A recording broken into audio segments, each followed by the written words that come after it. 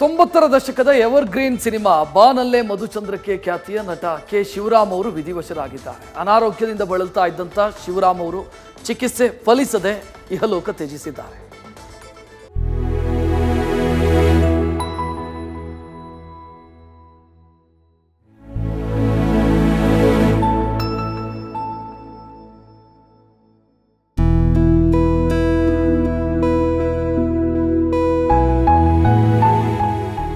ನಟ, ರಾಜಕಾರಣಿ, ಮಾಜಿ ಐಎಎಸ್ ಅಧಿಕಾರಿ ಕೆ ಶಿವರಾಮ್ ಇನ್ನು ನೆನಪು ಮಾತ್ರ.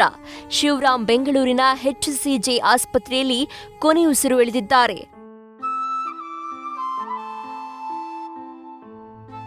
ಐಸಿಯುನಲ್ಲಿ ಚಿಕಿತ್ಸೆ ಪಡಿತಾ ಇದ್ದ ಕೆ ಶಿವರಾಮ್ ಚಿಕಿತ್ಸೆ ಫಲಕಾರಿಯಾಗದೆ ಇಂದು ಇಹಲೋಕ ತ್ಯಜಿಸಿದ್ದಾರೆ.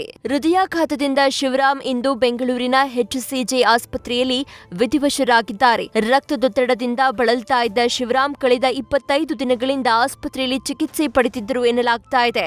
ಹಾಸ್ಪಿಟಲಲ್ಲಿ ಅಡ್ಮಿಟ್ ಆಗಿದ್ರು ನಮ್ಮ ಮಾವ. ಇವತ್ತು 4 ಗಂಟೆ 18 ನಿಮಿಷಕ್ಕೆ ಕೊನೆ ಉಸಿರನ್ನು ಎಳೆದಿದ್ದಾರೆ. ತುಂಬ ಬೇಜಾರಾಗ್ತಾ ಇದೆ. ಕರ್ನಾಟಕ ಕಂಡಂಥ one of the most eminent personalities ಅಂತಲೇ ಹೇಳಬೇಕು.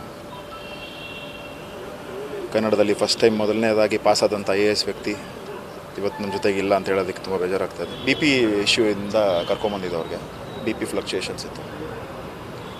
ಸೊ ಕಾರ್ಡಿಯಾಕ್ ಅರೆಸ್ಟ್ ಆಗಿ ಒಂದು 6 ಡೇಸ್ ಆಗಿತ್ತು.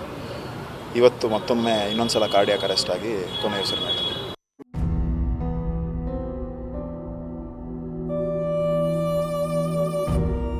1993ರಲ್ಲಿ ತೆರೆಕಂಡ ಬಾನಲ್ಲೇ ಮಧುಚಂದ್ರಕ್ಕೆ ಸಿನಿಮಾ ಮೂಲಕ ಚಿತ್ರರಂಗಕ್ಕೆ ಪಾದಾರ್ಪಣೆ ಮಾಡಿದ್ದ ಕೆ ಶಿವರಾಮ್ ತನ್ನ ಮೊದಲ ಸಿನಿಮಾದಲ್ಲೇ ಮಿಂಚಿದ್ರು. ಭರವಸೆಯ ನಾಯಕ ಅನಿಸಿಕೊಂಡಿದ್ದ ನಟ ಬಳಿಕ ವಸಂತ ಕಾವ್ಯ, ಸಾಂಗ್ಲಿಯಾನ 3, ಪ್ರತಿಭಟನೆ, ಖಳನಾಯಕ, ನಾಗ, ಯಾರಿಗೆ ಬೇಡ ದುಡ್ಡು, ಗೇಮ್ ಫಾರ್ ಲವ್, ಓ ಪ್ರೇಮ ದೇವತೆ ಸಿನಿಮಾದಲ್ಲಿ ನಟಿಸಿದ್ರು. ಟೈಗರ್ ಚಿತ್ರದಲ್ಲಿ ಕೊನೆಯ ಬಾರಿಗೆ ಬಣ್ಣ ಹಚ್ಚಿದ್ದ ನಟ ಶಿವರಾಮ್ 2007ರ ಬಳಿಕ ಯಾವುದೇ ಸಿನಿಮಾಗಳಲ್ಲಿ ನಟಿಸಲಿಲ್ಲ.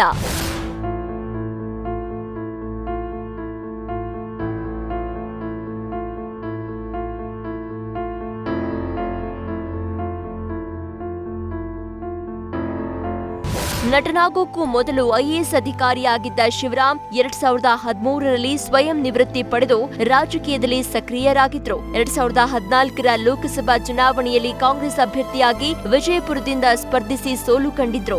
ಬಳಿಕ ಕಾಂಗ್ರೆಸ್ ತೊರೆದು ಬಿಜೆಪಿ ಸೇರ್ಪಡೆಗೊಂಡಿದ್ರು. ಮುಂಬರುವ ಲೋಕಸಭಾ ಚುನಾವಣೆಯಲ್ಲಿ ಸ್ಪರ್ಧಿಸೋಕು ಶಿವರಾಮ್ ಈಗಿನಿಂದಲೇ ತಯಾರಿ ಕೂಡ ನಡೆಸ್ತಾ ಇದ್ರು ಎನ್ನಲಾಗ್ತಾ ಇದೆ. ಚಾಮರಾಜನಗರದಿಂದ ಬಿಜೆಪಿ ಅಭ್ಯರ್ಥಿಯಾಗಿ ಅಖಾಡಕ್ಕೆ ಇಳಿಯಲು ಶಿವರಾಮ್ ಸಿದ್ಧತೆ ಮಾಡಿಕೊಳ್ತಾ ಇದ್ರಂತೆ. ಅದಕ್ಕಾಗಿ ಕೆಲ ದಿನಗಳ ಹಿಂದೆ ಕ್ಷೇತ್ರಕ್ಕೆ ಹೋಗಿ ಅದಕ್ಕಂತಲೇ ತಯಾರಿ ಕೂಡ ನಡೆಸಿದ್ರಂತೆ. ಅಲ್ಲಿಂದ ಬಂದ ಬಳಿಕ ಶಿವರಾಮ್ ಅನಾರೋಗ್ಯಕ್ಕೆ ತುತ್ತಾಗಿದ್ದು ಆಸ್ಪತ್ರೆಗೆ ಸೇರಿಸಲಾಗಿತ್ತು. ಆದ್ರಿವತ್ತು ಚಿಕಿತ್ಸೆ ಫಲಕಾರಿಯಾಗದೆ ಕುಟುಂಬಸ್ಥರು ಮತ್ತು ಅಭಿಮಾನಿಗಳನ್ನ ಬಿಟ್ಟು ಇಹಲೋಕ ತ್ಯಜಿಸಿದ್ದಾರೆ. Bharat, news first, Bengaluru.